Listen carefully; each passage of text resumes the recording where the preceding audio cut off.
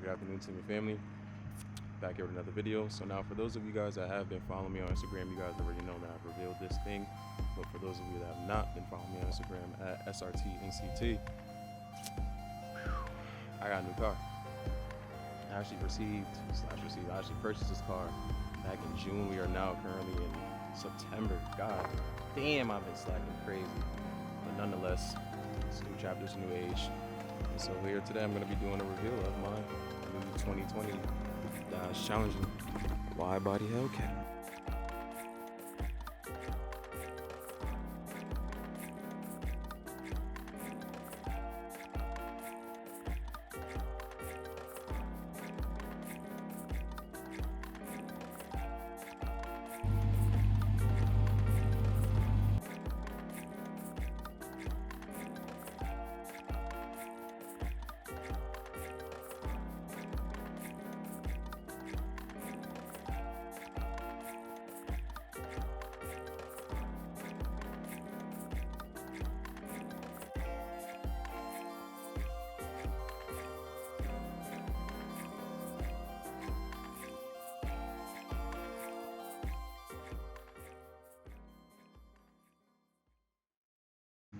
So now for those of you that already know about Hellcats and all the fun stuff, you pretty much already understand that there's only going to be a certain amount of great differences slash similarities within the last Challenger that I had compared to this one.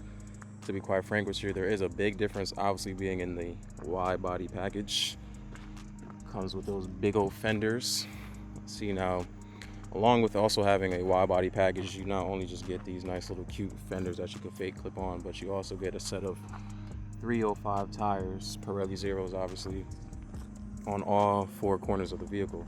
Not just the front, not just the back, but on the front, back, passenger, rear passenger, so on and so forth.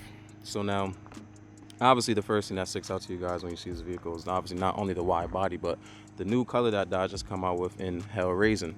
This, of course, is a 2020. Hell Raisin to me at first wasn't a color of my choice, to be quite frank with you guys, but as I purchased the car and had the car for obviously a few months now, the color's amazing. I actually really do love it. It's a very menacing, dark, more mature, kind of dark wine. Obviously, it's called Hell Raisin, but it gives me a nice load.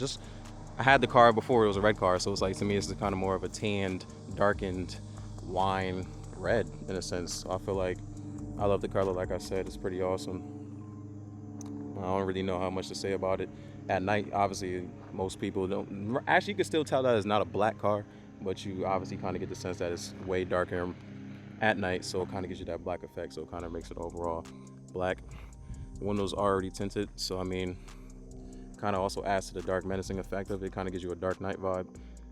Me personally, that's how I feel. If you ever watched the movie Dark Knight, or like went to Six Flags on a roller coaster like that, it's kind of like the Dark Knight colorway in a sense.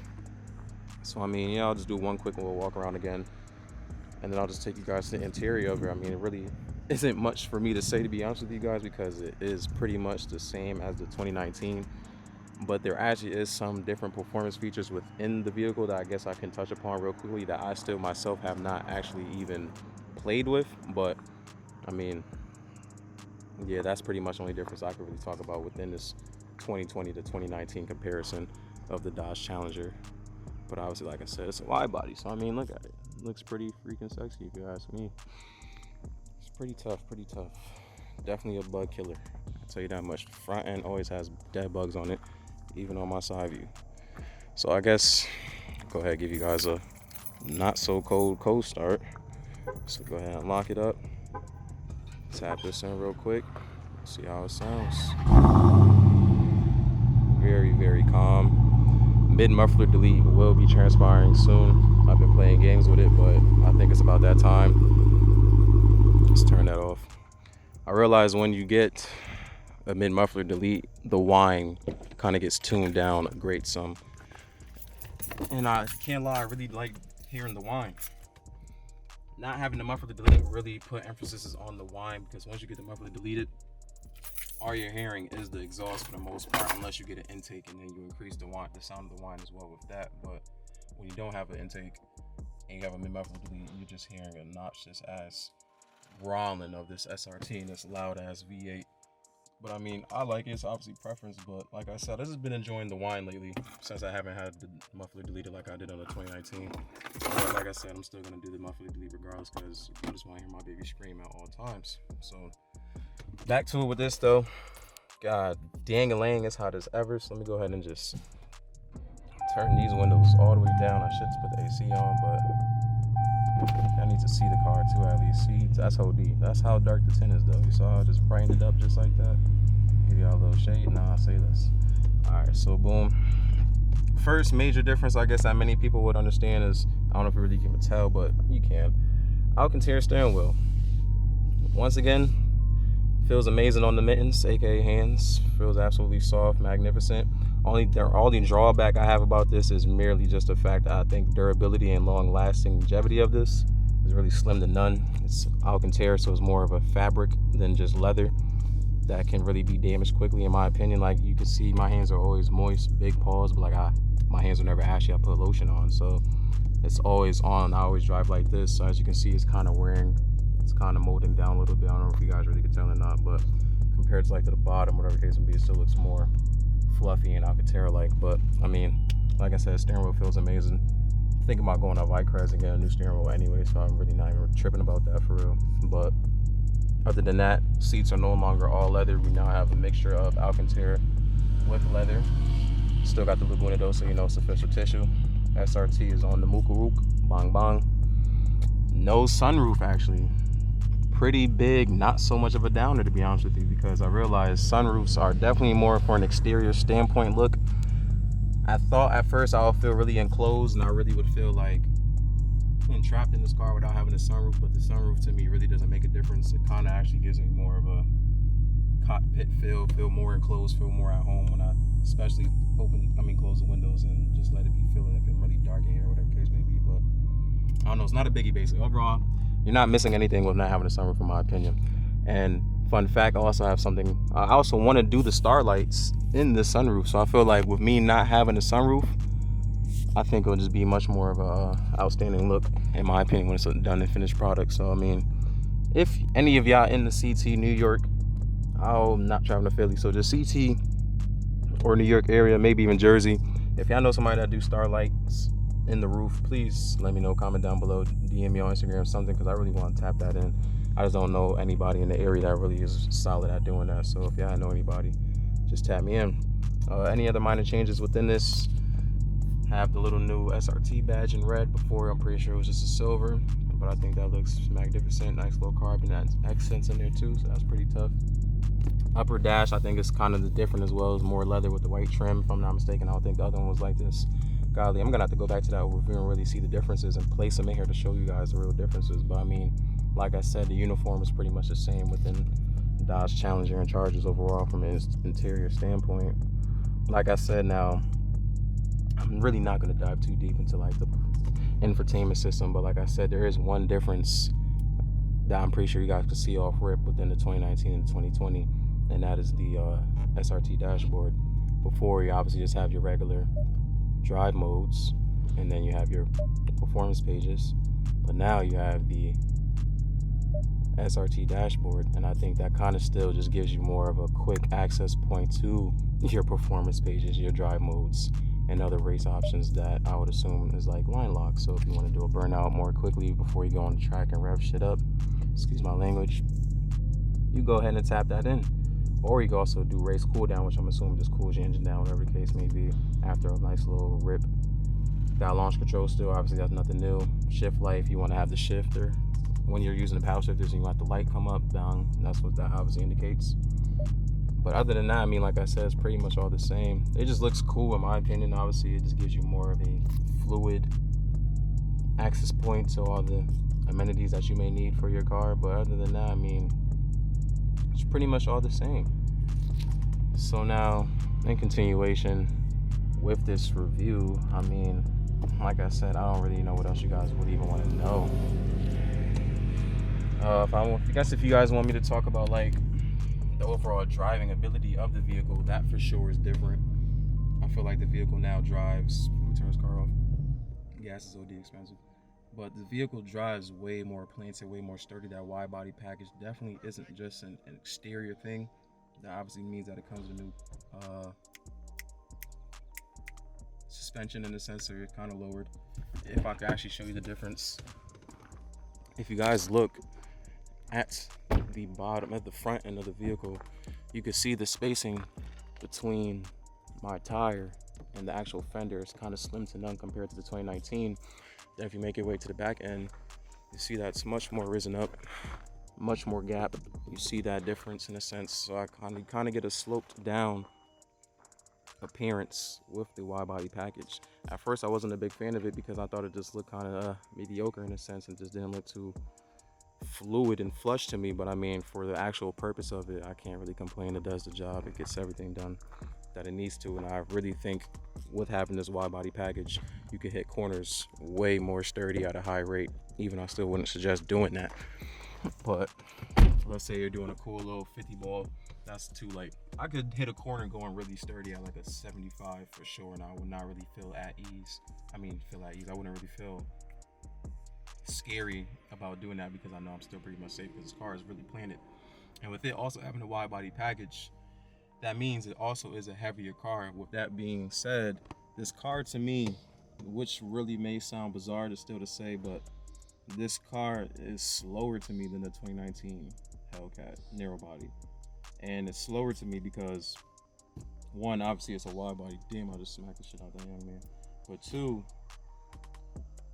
it also just doesn't have that lightweight feel anymore because it's a wide body. So it kind of really just is more planted and is way more heavier. So it just has, you feel the engine putting more effort to really pick this car up and go. It still goes, it still feels light. I'm not saying it's like that in that sense, but just from a comparison of a 2019 narrow body to a 2020 wide body, it feels slower to me. I only hit 173 in this compared to when I hit 193 in the narrow body, and I felt like it was easier to hit that top speed in the narrow body because it was lighter. While some people may still say it's a boat, it actually felt lighter. And when I do high speeds in this, I must keep it a buck and say this joint feels absolutely scary. Like I hit that 173 and I was like, I think I'm on set for the even. Like I really did not need to tap in anything else because that 173 that had me feeling like, yo, son is not about to go good, and I'm not even trying to experience whatever that not good is. So I said 173 is good. If I ever take this to the track, then I'll really go ahead and try to tap in that high speed again. But for the most part, this car for me more or less just feels good to drive at not a so high speed. I can honestly say that. I feel like I have fun. You can have a lot of fun in this car with just doing a cool little 50 ball. So I'm like, as long as I can just hit that throttle, that torque gonna bounce my neck back, bro, I ain't really tripping about nothing. There's no point in doing high speed chases in this or just doing any high speed driving in that sense. It's really unnecessary. It's really not essential. What else do I have in here? I still got heated seats, ventilated seats, and it ain't changed. No longer have the tech pack. Oh, I definitely don't have the tech pack anymore. And if I'm being quite frank, I think I'm actually sad about that more than anything else. I'm more sad about the tech pack than the sunroof, because the tech pack at first, when I really thought it was gonna be trash, bro, that tech pack was so clutch because it really has cruise control, and this cruise control is also adaptive. I think a lot of cars have that, but with this one, I didn't need to put my foot on the gas or the brake to allow it to slow down. Let's say if I was on the highway, car came in front of me just like that, the car itself would slow down, and all I would have to do if I just want to get out the way was maneuver to the left with the steering wheel, and it will accelerate itself, or it will slow down itself. And I don't know if this is just some feature I guess testing a lot of cars and I never really peeped, but to me that was just mind-blowing in a sense. It kind of gave me real Tesla vibes. Obviously it didn't drive itself with the steering aspect, but it's definitely drove itself with acceleration and deceleration. So I thought that was tough. So not having the tech pack kind of does out of me a little bit, but not really, because it really wasn't that essential. Because the tech pack also did assist with like automatic windshield activation and stuff like that. I said automatic windshield wiper activation. So let's say if it's raining or something like that, tech pack will just detect it itself and it'll just swipe it on, swipe it off. And it also had automatic high beams. So let's say it's really dark outside, it'll just automatically put the high beams on for me. I wouldn't have to do so, just so I could get better visibility and stuff like that. So it was just minor things with the tech pack that I really thought was wavy, but at the end of the day, it's really not no make or break type of situation for me with this car. Also, no longer have the Harman Kardon sound system, and I'm telling you right now, that shit was overrated, and I'm so happy I do not have it, and I don't care, and it doesn't make or break me at all with having that for this car, because to be quite frank with you, I really didn't enjoyed the Harman Kardon sound system. The Harman Kardon sound system was very overrated, and I don't know how else to say, but it was very overrated because, bro, like within, I think, right, so the Hellcat that I had previously only had about, once I sold it, like 15,000 miles on it, I think. Yeah, I think I only had 15,000 miles on it. The front speaker was already done for. Like, it was already staticky. It was already, like, chipping. Like, it just was not it. I'm like, bro, how is this supposed to be the top trim of the line of a sound system for a vehicle?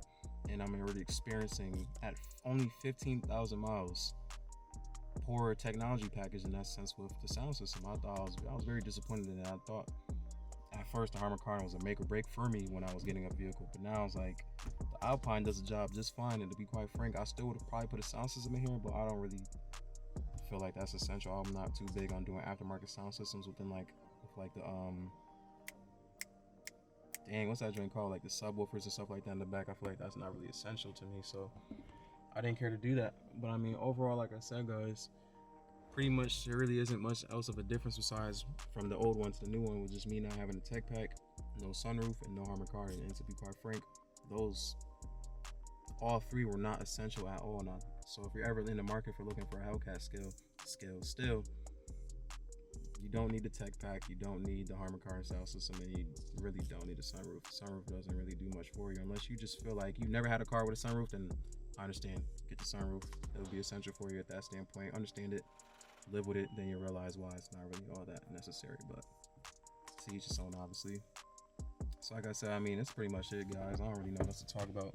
I'll turn the car on again to see if there's really anything that I ain't looked through in the infotainment system. But for me, for the most part, y'all get the gist. Still got the XM, obviously. Still got regular FM, AM type stuff like that. I'm a big dog. Ooh, chill out, DSP. Brand new SR. Hold on, what? I missed it. He was spazzing, but anyway, yeah, so I gotta fix all this. I still haven't even played with any of this stuff, to be honest with you, but yeah, sounding really ain't nothing different. Still got the mirror dimmer, still got the heated steering wheel, obviously, too. That comes clutch. Still got nav. I can't cap. I really don't know why I have cars with navigation when I have an iPhone. Like, this really is all you need when it comes to the navigation. I use maps all the time, and that shit pretty much be sturdy. But you never know. If your phone dies and you're in the middle of nowhere with no good service, I feel like this joint would just be clutch. Had that joint, bing bow, you sturdy. But then other than that, like I said, pretty much is vice versa, the same as last time. Projection manager, I still haven't played with that. I should really tap in with that. And that's about it. So yeah, guys, that's pretty much it, man. I'm not about to talk your ears off any longer. As you see, the gas mileage in this joint is freaking horrible. Look at that. Range is only 116. I'm way over the half mark. Let's go. Let's see what's up with this shit, actually. Let's see what's really going on with my fuel economy. So I average 9.5 miles per gallon because I really drive like a dickhead. That shit is sad. Like, you can average 30 miles in this car. That's crazy. That must mean somebody really is literally not doing anything but like driving an eco at all times. And I swear I try my best to drive an eco, but driving an eco really is just boring, bro. Like, it's just something about driving an eco that I just can't do. Maybe if it's like 5 in the morning, I'm very tired, I'm just coming from somewhere, I'm going to go somewhere in the AM, then I'll probably be in eco for like maybe 2 minutes.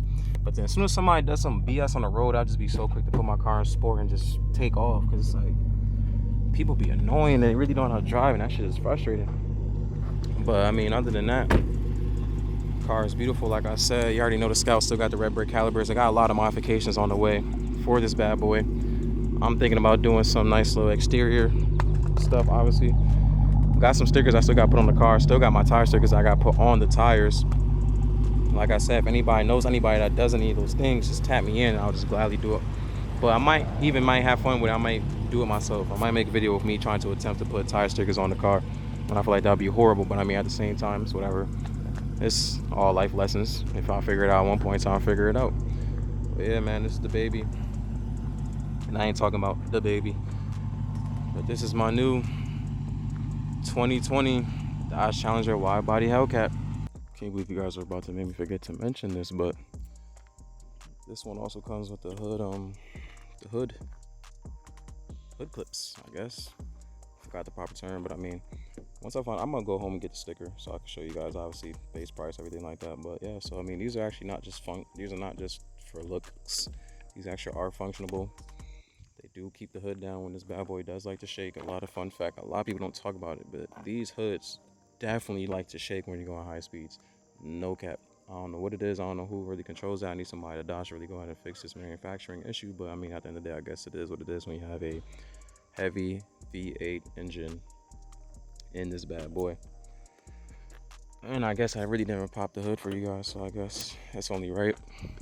Gotta give you guys a little quick scoop of the heart of the vehicle.